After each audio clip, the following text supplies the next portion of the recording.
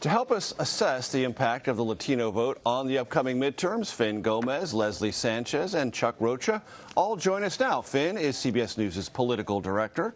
Leslie is a CBS News political analyst and Republican strategist. And Chuck is the president of Solidarity Strategies, and he's also a Democratic strategist. Finn, let me start with you.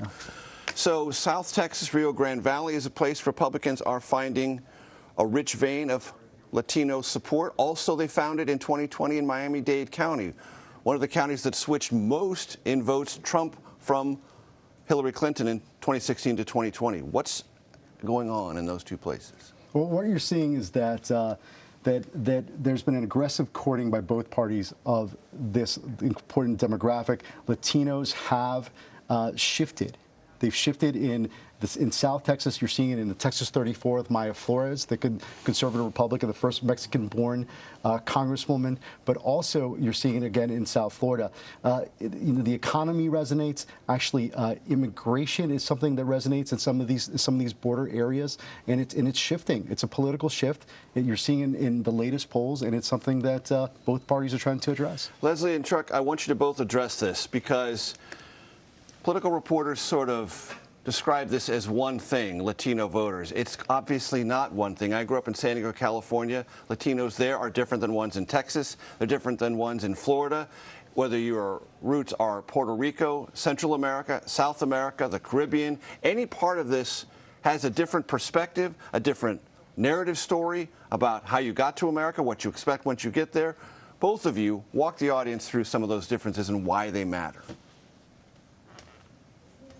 I'll start. Go ahead, Leslie. Yes, I should have said that. Go ahead. No, that's good. What's exciting about the conversation, most of our heritage, if you think of Latino, came here for economic or political freedom. And that is a common theme that's all the way through. And what's interesting about the conversation now is where Latino identity falls. You are now having second, third, fourth generation, in particular states like Texas, predominantly Mexican-American heritage, who see themselves not as Mexican-American, not as hyphenated Americans, as Texans and just Americans living their American dream. And as these communities are assimilating and acculturating, they see and are taking part in the electoral process in bigger ways. The biggest frustration right now, and the shift that I've seen even in my own internal polling in Texas, is the dissatisfaction with the Democratic Party. Traditionally, Democrats have been able to court and win Latino voters, and they haven't courted aggressively, you could argue, over the decades. But many Latinos in Texas and in many states across the country, Florida being different, have fallen into that camp. But as they see dissatisfaction for a lot of different reasons, they are looking for alternatives, and they are finding Republican candidates, particularly in South Texas, Latinas, who are fitting that bill for them and alleviating that crisis. And that is the opportunity for Republicans. As that friction point and that pain point exists, they are moving, not necessarily calling themselves Republicans, but moving in terms of party support. Chuck, is this shift real? Can it be reversed if Democrats do something different? And if so, what ought they to do? There is a shift. The catalyst said after the last election that the Latino vote moved about 8% nationwide, but in places major that you're talking about in South Florida and in the Texas Valley, there was a bigger shift. And let me try to explain to two different places. We like to talk about it as Latino voters and not the Latino vote. Obviously, I'm a Mexican that grew up in East Texas who sounds like an old white man when I talk. We're different when we are being addressed in San Diego, LA, San Antonio.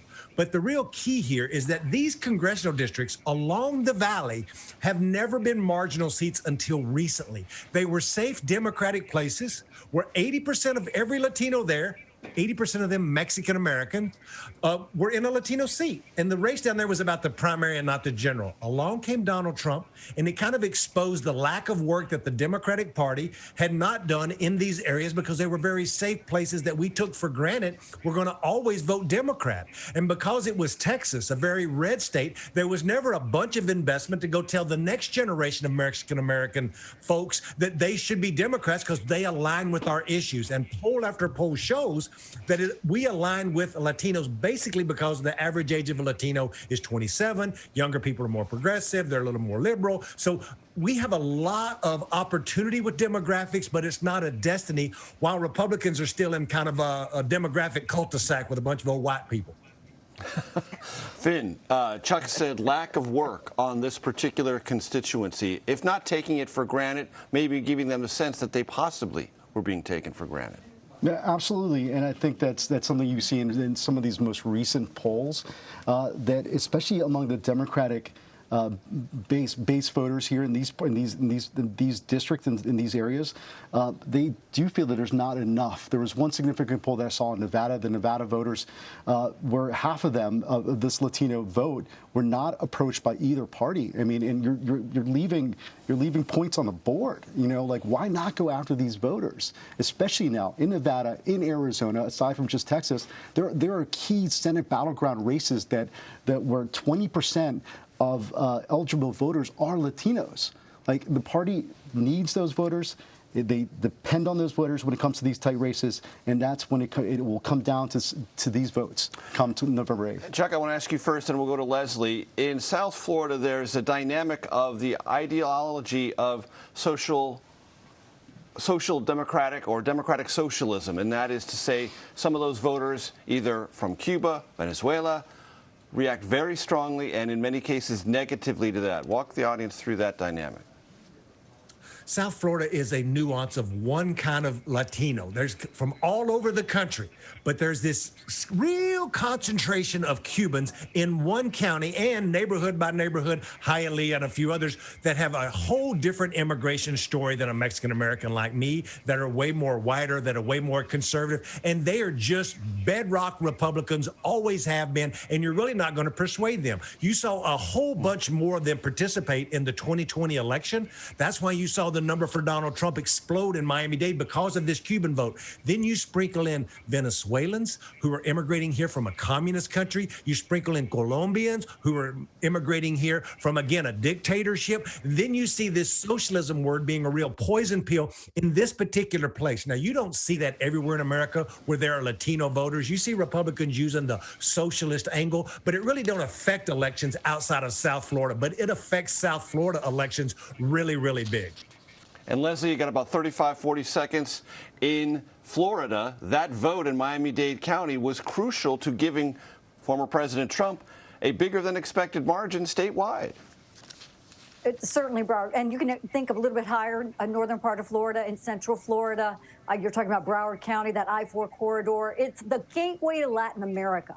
And it has those economic interests, certainly, but that the socialist aspect and fleeing many of these dictators, looking for that freedom, is a key part of the Republican platform. And they expect to hear any Republican candidate talk and echo those messages. Finn Gomez, Leslie Sanchez, and Chuck Rocha, we thank you very much.